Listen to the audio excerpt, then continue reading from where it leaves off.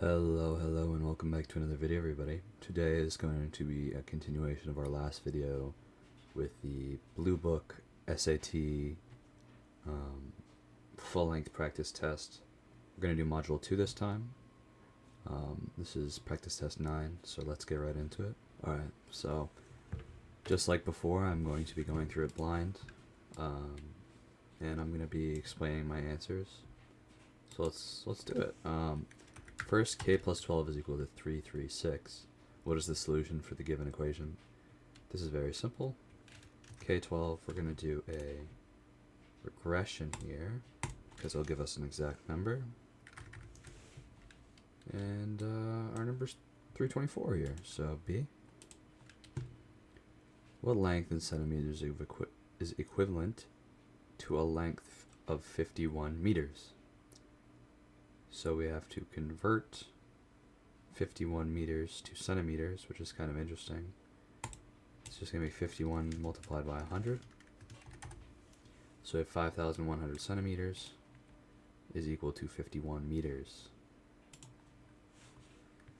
The graph of two linear equations is shown. What is the solution xy to the system?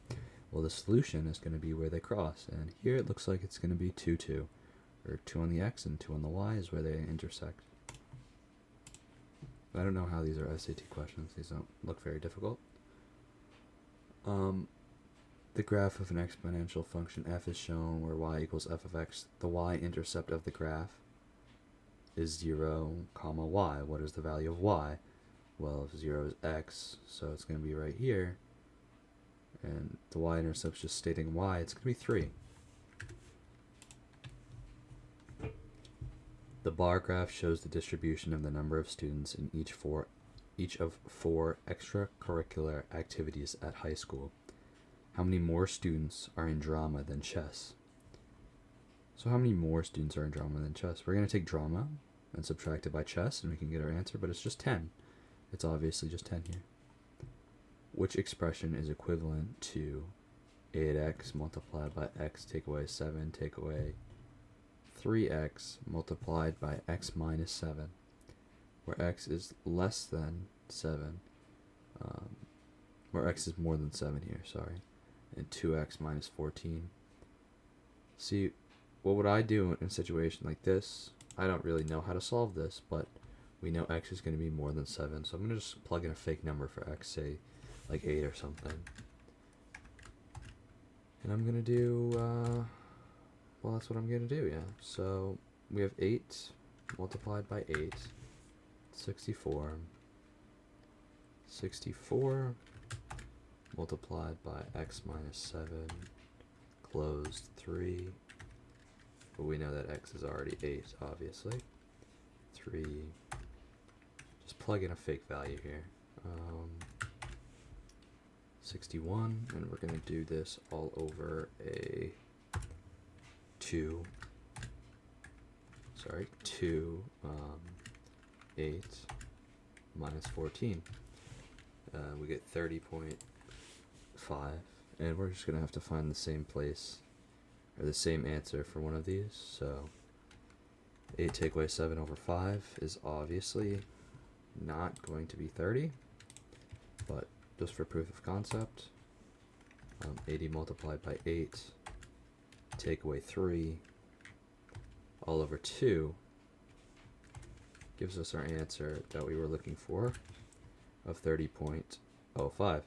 So we know it's B here. We could do it out with the rest of the equations, but most likely B is the only one that will fit here. There's definitely an easier way to do this, but when in doubt, I just plug in something that would make sense for problems that are a bit too advanced for my understanding. Out of 300 seeds that were planted, 80 sprouted. How many of these seeds sprouted? Well, what's 80% of 300? That's 0.8 multiplied by 300. 240 of these sprouted. Alright. Ty set a goal to walk at least 24 kilometers every day to prepare for a multi-day hike. On a certain day, Ty plans to walk an average speed of 4 kilometers per hour. What is the minimum number of hours time must walk on that day to fulfill the daily goal? We're going to do 24 divided by 4, because he's trying to walk, or he's trying to walk 24 kilometers every day. He plans to do it at a speed of 4 kilometers per hour. It's going to take him 6 hours every day to reach his goal, right? Because 6 hours multiplied by 4 kilometers is 24 kilometers. What is the minimum number of hours time must walk on that day to fulfill the daily goal? 6. Which table gives 3 values of x and their corresponding values of y for the given equation? Well, we can plug this in here. We're going to just find numbers that fit here. Obviously, 1, that fit. 2, that fit, right? But I feel like we're going to go through other ones to see if they fit. X is equal to 0. Y would equal, no, that's not right.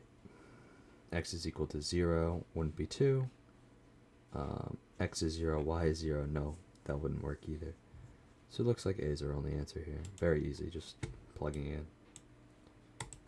The function g is defined by g of x is equal to 6. For what value of x is g of x equal to 54? Alright, so we're going to plug in g of x. It's equal to 6x. 6x. And then, for what value of x is g of x equal to 54? I think we can do this. I'm not sure.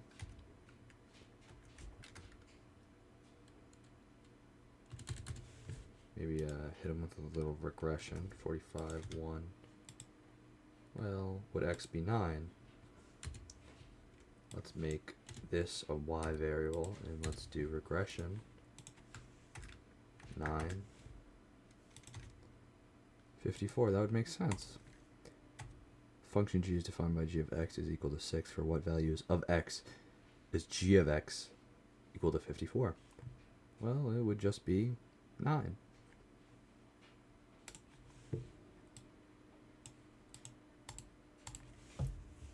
Sean rents a tent at a cost of $11 per day, plus a one-time insurance fee of $10. Which equation represents the total cost C in dollars to rent the tent with insurance for D days? Well, we know he has to pay a one-time fee of $10, right? So it's going to be 10 plus 11 days is equal to C, total cost, right? But Sean runs a tent at a cost of $11 per day, plus a one-time insurance fee of $10. So the one-time insurance fee is one time. Which equation represents the total cost in dollars to rent the tent with insurance for D days? Well, it looks like it'll just be this one, right? Because $11 per day. So, say you were there for 4 days, it's $44 plus the $10 insurance fee. It would be C. Sometimes questions like this do try to trick you, so you need to make sure to be careful that this 11 and 10 isn't counted the same, but this is a one-time fee, so we don't have to worry about this. But it's sometimes SAT questions are worded weirdly, where it's like $11 per day plus see here it says one-time fee, which makes it very clear that you're not going to do 10 times, right? Because $10 multiplied by the amount of days, that just wouldn't make sense. Or 11 multiplied by the one-time fee. Why would you pay a one-time insurance fee 10 times? But I'll pop up a question on the screen right here for you that is a SAT practice question that's worded a little bit differently in is way different, and it's kind of more confusing. Just to make sure you watch out for that. Okay. In the figure, line P is parallel to line Q, and the line T intersects both lines. What is the value of x plus 142? Well, x plus 142. What's the word for it? It's going to be 180 here, obviously. These two add up to 180. Sorry for the background noise if you hear it. But these are called... They're called something. I'll pop it up on screen if I memorize it. But they're called that angles. And they basically mean they both add up to 180. Because obviously you have the circle around here. That's 360. Half of a circle is going to be 180. So it makes sense. What is the area in square centimeters of a rectangle with length of 34 centimeters and a width of 29 centimeters? Okay, so what is the area in square centimeters of a rectangle with a length of 34 and a width of 29? Well, we're going to have to find the area here. It's just going to be 34 multiplied by 29, and we get this area, which is 1326, right? What is the area in square centimeters? So that's the area in centimeters. How do we get this to be square centimeters, right? Well, I believe it's just the square root. I could be wrong here. 1326, 36.41 square centimeters, or squared centimeters would just be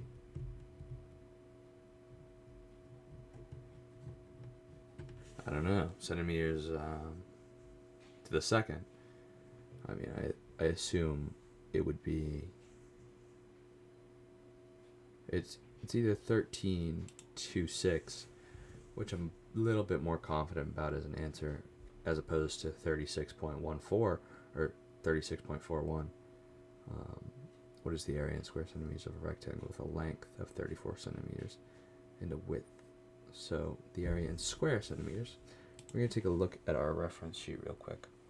Obviously, area is equal to length times width, so that gives us our centimeters, but that doesn't give us our squared centimeters. I'm going to go with 36.41. We're going to see if this is wrong in the end. It probably will be, because I don't know how to do this, but we're going to make sure just at the end we're going to review everything anyways. Alright, for the linear function h, comma, b is a constant and h of 0 is equal to 45. What is the value of b? Well, the value of b would have to be 45 here. Okay, if it's saying h of 0, which is the same as saying x is equal to 0 in this instance, is equal to 45, well, x 0 is equal to 45. We're going to try to do some cheeky regression to see if it will tell us. We might actually be able to do an element list here and do h of x1, and then h of 0. See if this gives us an answer, but we know it's 45. We can just use logic to determine this. X plus b, sorry, x1 plus b, and comma 45.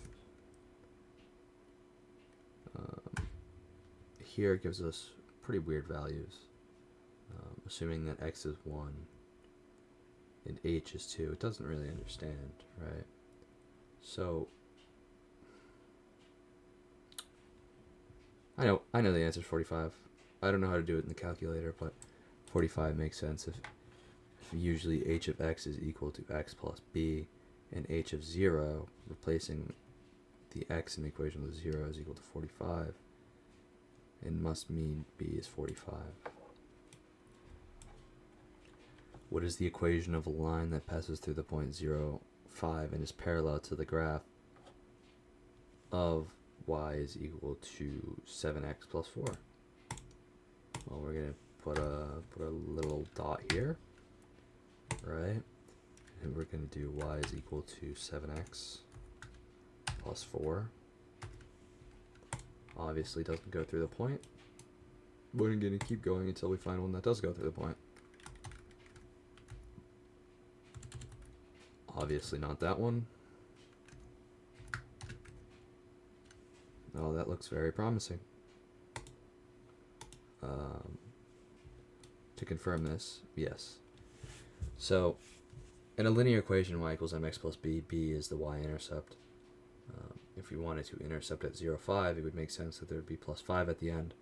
There's a way easier way to dumb this down and get it to be b other than just graphing it. So that's the explanation behind it as well.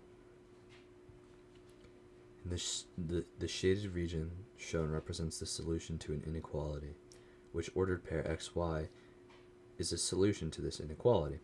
Well, solution, it's going to be under here.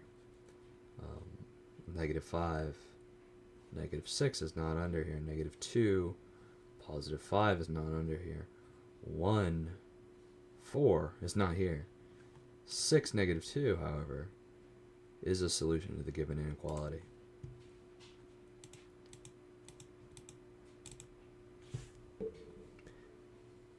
The number of bacteria in a liquid medium doubles every day. There are 44,000 bacteria in the liquid medium at the start of the observation.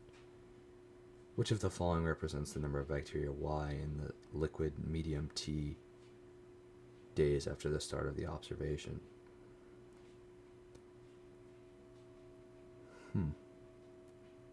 It doubles every day, huh?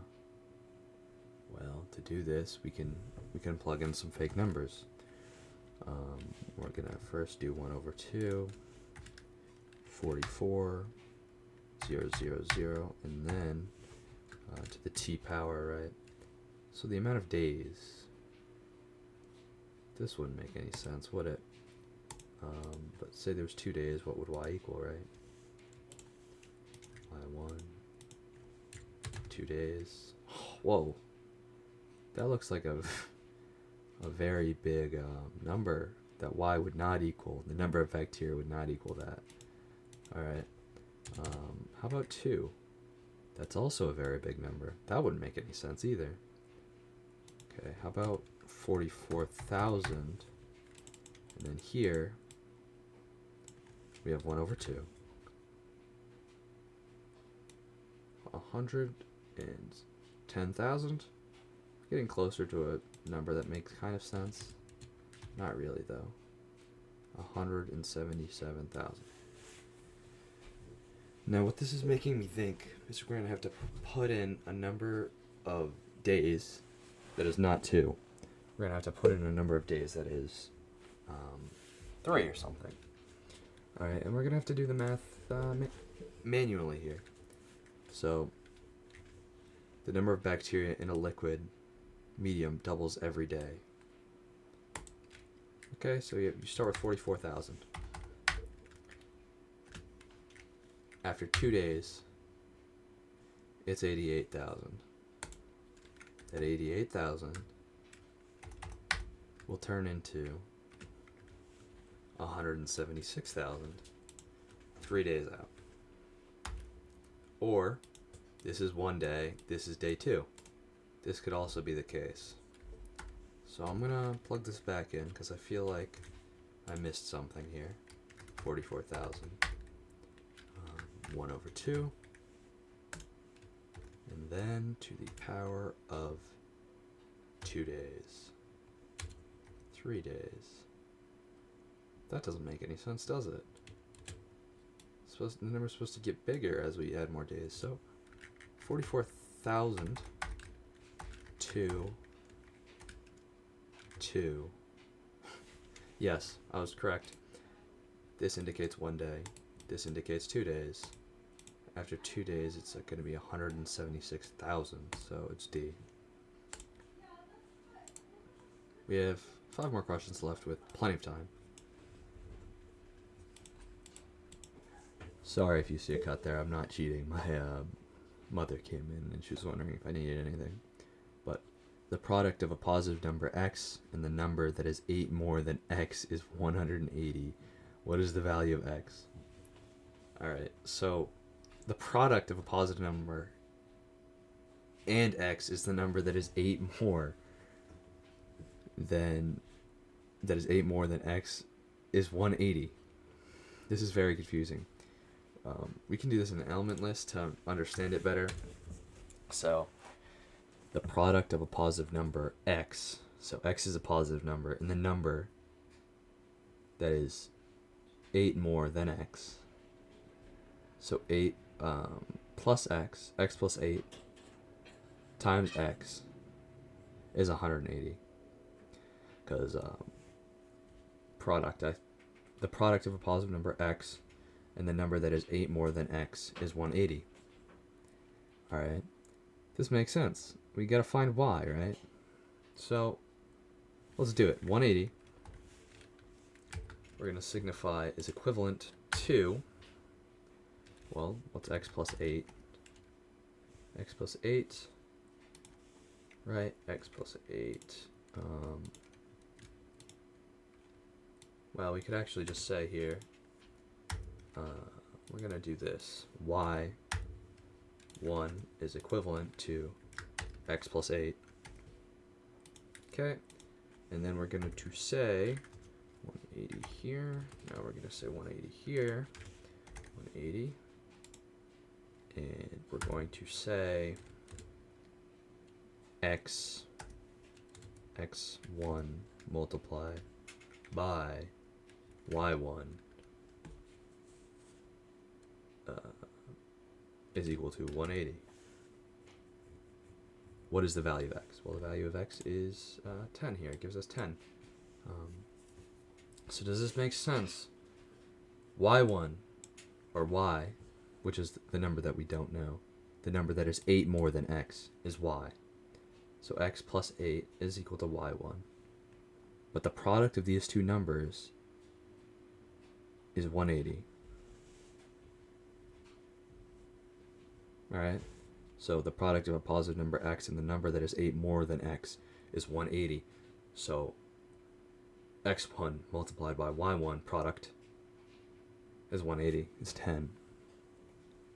Alright. I'll go ahead and put a little word list up on the screen here. I can also put a link to the image in the description that has all like the product, sum, difference. All those words have different meanings. Alright, so I would like to put that in the description for you guys if you need it. Which of the following is a solution to the given equation?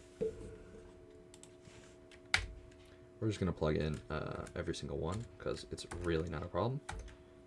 5/2. Boom, boom. We go here. Plus 4. And then multiply by 2. Negative 5/2. And then minus 5. Well, that's not right. 5/4. That's not right. 4/5.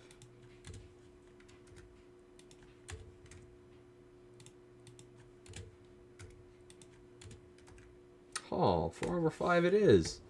Alright, so our answer is D because we plugged it in. I think, don't get me wrong here, I think we could do this and it might be a little easier. Plus 4, 2x1 minus 5. This is definitely going to be easier. No, it doesn't give us a answer that we're looking for. So that's certainly interesting. But it is this.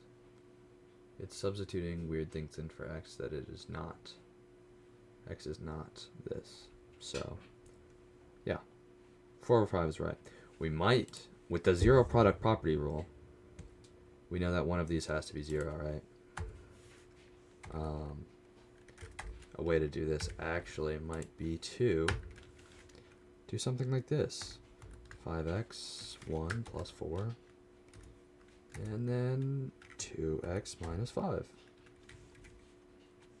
And this might give us our actual answer here. Negative 3.4, which is just should be negative 4 over 5. No, okay. Well, just listen to the plug-in, because the plug-in is probably correct. Keenan made 32 cups of vegetable broth. Keenan then filled X small jars and Y large jars with all the vegetable broth he made.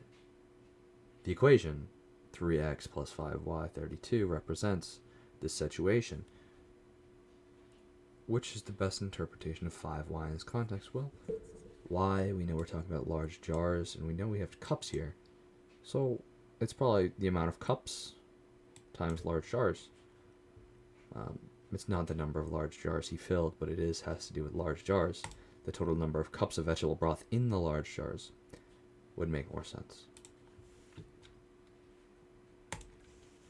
Alright. Second to last question with 8 minutes. The area A in square centimeters of a rectangle cutting board can be represented by the expression W multiplied by W plus 9, where W is the width in centimeters of the cutting board, which expression represents the length in centimeters of the cutting board. Sorry, my mother came in again here. The area A in square centimeters of a rectangle cutting board can be represented by the equation W multiplied by W plus 9.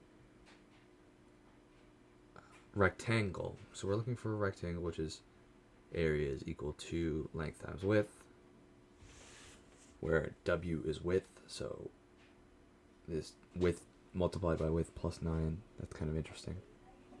And the cutting in centimeters of the cutting board, which expression represents the length in centimeters? Well, supposedly, W is width. Rectangular cutting board. We have our width multiplied by our width plus our length. This wouldn't make much sense, but length times width times height, it kind of would make sense, because we have our length multiplied by our width, width plus length. I don't know, might be height. So it's either 9 or W plus 9 here. I think I'm going to go with W plus 9. Rectangular cutting board, so it's a 3D object. It's most likely not just 9, and there's no reason that this W is here without us using it. So, which represents the length in centimeters of the cutting board. However, I would think that this would represent height or something. So I am going to go with 9, actually. I'm taking it back. I'm going with 9. The measure of angle R is 2 pi over 3 radians. The measure of angle T is 5 pi over 12 radians greater than the... What is the measure of angle T in degrees? Okay, well, let's talk angles here. Alright, 2 multiplied by 3.14. We can actually just do 3 pi over 3. Alright. And then 5 pi over 12. So this is equal to R. Right? And then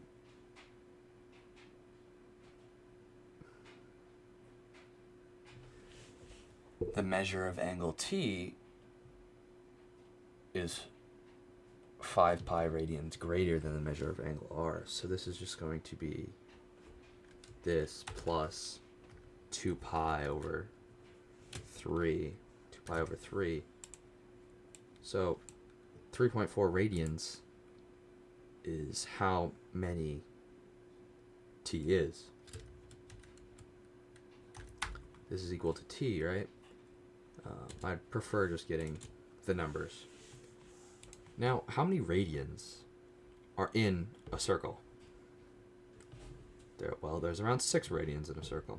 I think more it's more around that of 7, right? And we have two angles here. We split a circle in half, 180 divided by 2. That's 90 degrees, right? And we see that we know it can't be 390 because angle T can't be 390 degrees. It can't go around twice, right? And we know it could be 195.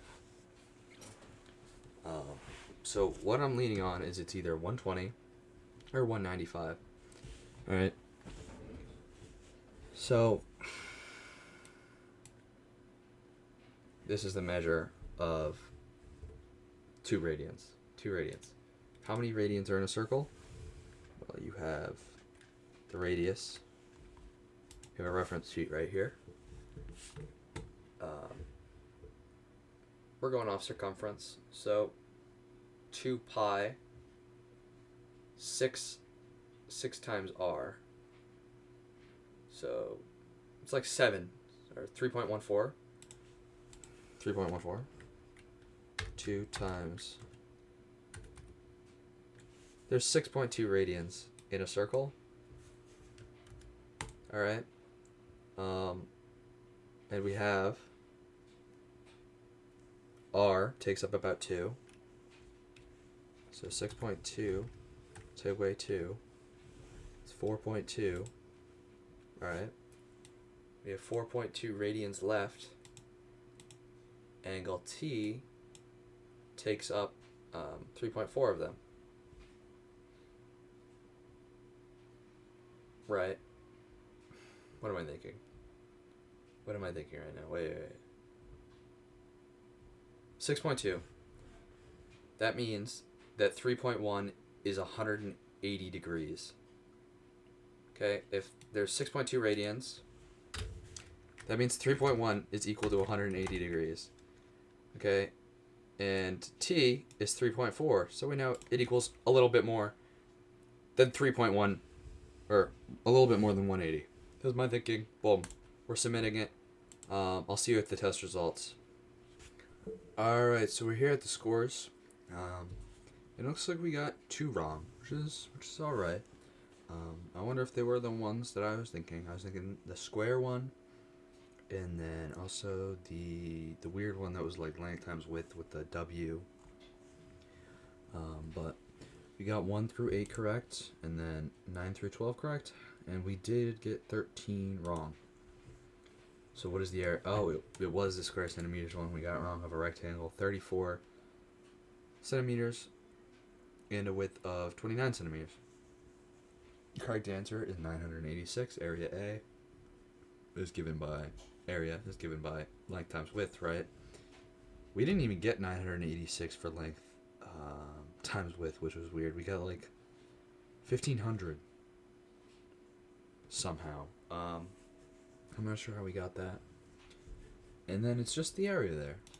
So that's alright. And then we got 14 to 18 correct. And then 19 to 20. And then 21 we got wrong.